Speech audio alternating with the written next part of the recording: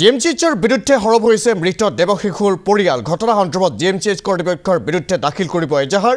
GMCH কৰ্তৃপক্ষৰ ভূমিকাত সন্তুষ্ট নহয় ভুক্তভোগী পৰিয়ালটো।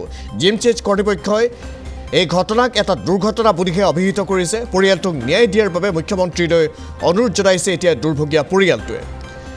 ইতিমধ্যে সমগ্ৰ ঘটনা সন্দৰ্ভত জিএমচিএইচ কৰ্তৃপক্ষই সংবাদমেল সম্বোধন কৰি এই ঘটনাটোক দুৰ্ঘটনা আখ্যা দিছে আৰু তাৰ পাছতে জিএমচিএইচ কৰ্তৃপক্ষৰ বিৰুদ্ধে সৰব হৈছে মৃত দেৱশিশুটিৰ পৰিয়াল। ঘটনা সন্দৰ্ভত জিএমচিএইচ কৰ্তৃপক্ষৰ বিৰুদ্ধে দাখিল কৰিব এজাহাৰ। জিএমচিএইচ কৰ্তৃপক্ষৰ ভূমিকাত সন্তুষ্ট নহয় ভুক্তভোগী পৰিয়াল।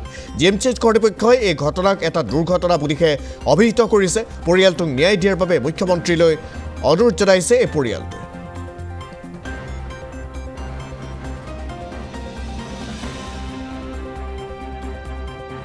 জিএমচিএইচৰ অধ্যক্ষৰ এনেকুৱা তুলুঙা মন্তব্য জিএমচিএইচত অহা প্ৰতিগৰাকী মানে অভিভাৱকৰ মনৰ আশা তাতে মাৰি দিব।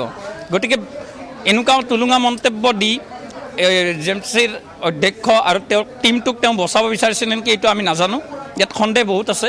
গতিকে আমি এটাই আশা কৰিম মুখ্যমন্ত্ৰী ডাঙৰীয়ালৈ, যাতে তেওঁক হাতযোৰ কৰি অনুৰোধ, তেওঁ যাতে আমাক এটা উচিত ন্যায় দিয়ে। আপোনালোকক অধ্যক্ষগৰাকী আশ্বস্ত কি দিছে যে কেনেধৰণৰ তদন্ত হ'ব, কি হ'ব গোটেই কথা? তেওঁ কৈছে যে আজি ডিপাৰ্টমেণ্টেল ইনকুৱাৰী তেওঁ কেইজনমান লৈ পেনেল এটা গঠন কৰিছে। তেওঁ কৈছে যে পৰৱৰ্তী সময়ত আপোনালোককো মানে এই তদন্তৰ মাজলৈ অনা হ'ব, আপোনালোককো আমি কিছুমান কথা সুধিম, আমি তেওঁলোকক সম্পূৰ্ণ সহযোগ কৰিম বুলি কৈছোঁ। কিন্তু লগতে আমি এইটো অনুৰোধ জনাইছোঁ যে আপোনালোকৰ তদন্তৰ পৰা আমি যাতে আশ্বস্ত হ'ব পাৰোঁ, আমি এটা ন্যায় পাওঁ। কাৰণ আমি আমাৰ এটা সপোন আমি শেষ হৈ গ'ল আৰু সেই সপোনটো তেওঁলোকেতো আমাক কোনো পধ্যে ঘূৰাই দিব নোৱাৰে। গতিকে যাতে আমাক এটা এনেকুৱা ন্যায় দিয়ে যাতে সেই ন্যায়টো আমি পাওঁ আৰু আমাৰ লগতে ন্যায়টো সমগ্ৰ যিসকলৰ এতিয়ালৈকে তাত বেবী আছে সেই প্ৰতিগৰাকী অভিভাৱকে ন্যায় পাব, সেইখিনি অনুৰোধ। পোষ্টমৰ্টেম ৰিপৰ্ট কৰা হ'ব, এতিয়া গোটেই কথাখিনিক লৈ ৰিপৰ্টটো কি বিচাৰিব, কেনেধৰণে হ'ব? অধ্যক্ষই আমাক কৈছে যে তেওঁলোকে এনেকৈ ক'লে যে দুৰ্ঘটনা, গতিকে দুৰ্ঘটনা হ'লে আমি আৰক্ষীক জনাম আৰু আৰক্ষীয়ে পষ্টমৰ্টম, তাৰপাছত পৰৱৰ্তী পৰ্যায়ত পষ্টমৰ্টম হ'ব।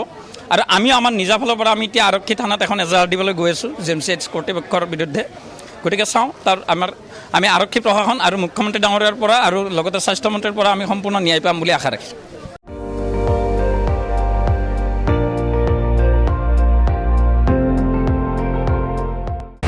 আপুনি চাই আছে ND24, সৰ্বশ্ৰেষ্ঠ নহয় সৰ্বোত্তমৰ দৌৰ।